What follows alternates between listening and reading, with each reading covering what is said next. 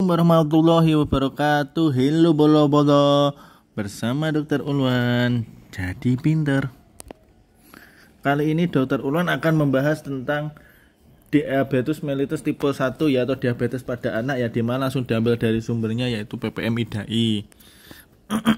Sebelumnya jangan lupa like dan subscribe Dokter Ulwan atau Dokter Ulwan channel, dan jangan lupa tekan tombol loncengnya ya, supaya jadi pinter. Oke, jadi untuk demam pada anak itu adalah penyakit metabolit akibat hiperglikemi kronik akibat ada gangguan sekresi insulin, bisa, atau kerja insulin, atau mungkin keduanya. Terjadi gangguan metabolisme karbohidrat, lemak, dan protein. DM tipe 1 ini biasanya terjadi kerusakan sel B pankreasnya langsung, sehingga terjadi defisiensi insulin yang absolut. Kerusakan sel B pankreas diakibatkan autoimun, bisa juga idiopatik. Insidensinya meningkat dari tahun ke tahun ya teman-teman ya, bolo-bolo. Jadi ini sekarang lagi viral-viralnya ini DM tipe 1 ini. Untuk klasifikasinya ada 3 pola gambaran klinis. Yang pertama klasik, yang kedua silent diabetes, dan yang ketiga ketoasidosis diabetes. Di negara-negara yang waspada DM, bentuk klasik itu paling banyak dijumpai dibanding yang lainnya. Jelas ya, karena mereka screening. Sedangkan di Indonesia 33% menderita baru DM tipe 1 didiagnosis dalam bentuk KAD, sedangkan silent diabetes yang jarang diketahui. Nah, ini di Indonesia ini jarang terjadi screening kalau anak-anak. Jadi ketika sudah KAD, sudah terlambat, akhirnya baru ketahuan. Makanya yang sering viral ini kan karena sudah KAD, ya, seperti itu. Kemudian silent diabetes diketahui dari screening bila keluarga ada penderita DM tipe 1 juga sebelumnya. Untuk anamnesisnya, bentuk klasiknya khas ya, polidipsi, polifagi, poliuri. Nah, polidipsi itu sering haus, polifagi sering lapar, berarti makan terus, polidipsi minum terus, poliuri berarti pipis terus. Poliuri pada anak itu nggak bisa langsung didiagnosis, karena anaknya kalau terlalu kecil itu kan langsung ngomong saya pipis terus, itu nggak bisa. Biasanya anak itu sering ngompol, sering ganti popok, dan biasanya anak itu gampang dehidrasi, ya, seperti itu. Pada kasus ketoasidosis diabetes, awitan gejalanya klasik yang cepat dalam waktu beberapa hari. Sering disertai nyeri perut, sesak napas, dan juga letargi.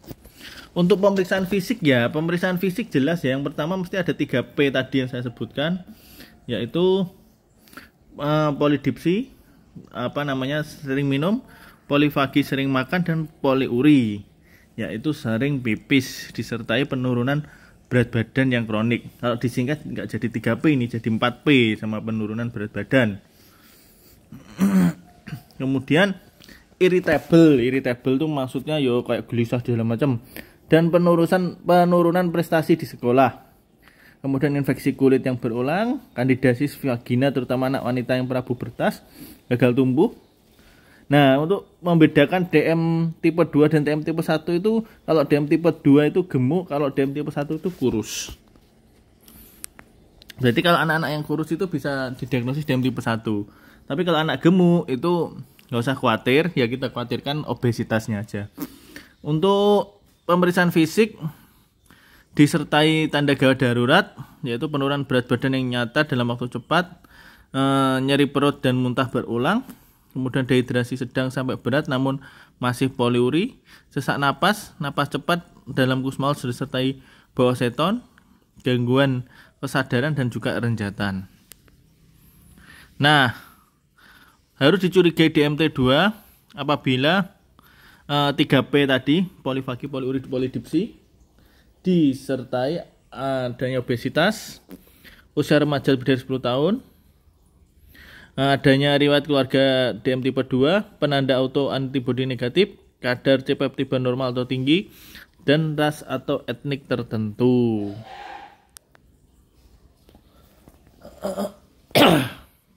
Untuk pemeriksaan penunjang, nah ini pemeriksaan penunjang ya. Yang pertama tuh kadar GDS-nya lebih dari 200 mg per dl. Nah, ada alat-alat tertentu itu dia enggak miligram per dl tapi milimol. Kalau milimol itu berarti 11,1 batasnya ya. 11,1. Nah, pada penderita simptomatis ditemukan kadar gula puasa lebih tinggi dari normal dan uji toleransi glukosa terganggu lebih dari 1 kali pemeriksaan. Kadar gula puasa 126 batasnya, kalau lebih berarti tinggi. Nah, puasa itu adalah tidak ada asupan kalori selama 8 jam ya kalau untuk pemeriksaan ya. Jadi nggak makan, nggak minum atau minum air putih tok, yang jelas nggak ada asupan kalori. Kemudian kadar gula darah lebih dari 2 jam PP-nya itu adalah lebih dari 200 mg per dl, maksudnya 2 jam PP, bukan lebih dari 2 jam PP, maaf. Kemudian kadar C-peptidanya untuk melihat fungsi sel B residu, yaitu sel B yang masih memproduksi insulin itu untuk membedakan tipe 1 dan 2. Pemeriksaan HbA1c setiap 3 bulan bermanfaat untuk mengatur kadar gula darah selama 120 hari yang lalu, menilai perubahan terapi 8-12 minggu sebelumnya. Penanda untuk antibodi hanya 70-80% DM tipe 1, yaitu positif IgA dan IAA. Untuk tata laksananya, yang pertama pemberian insulin jelas ya, yang kedua pengaturan makan, yang ketiga olahraga, yang keempat edukasi, yang kelima home monitoring atau pemantauan mandiri. Untuk pemberian insulin itu ada jenis ultra pendek, menengah, panjang, dan ada yang mix. Nah, seperti itu. Kemudian dosisnya 0,7 sampai 1,0 international unit per kilogram berat badan per hari. Dosis disesuaikan dengan monitoring glukosa darah harian. Untuk awal pengobatan diberikan 3 sampai 4 kali injeksi kerja pendek. Setelah dosis optimal diberikan regimen insulin sesuai kondisi penderita. Untuk regimen insulin diberikan 2 kali, 3 kali, 4 kali basal bolus atau pompa insulin. Penyuntikan setiap hari secara subkutan di paha, lengan atas, umbilikus bergantian. Insulin relatif stabil pada suhu ruangan asal tidak terpapar sinar matahari yang berlebihan. Untuk pengaturan makan, tujuannya adalah mencapai kontrol metabolik yang baik. Kemudian jumlah kalori yang dibutuhkan itu adalah 1000 plus usia dikali 100.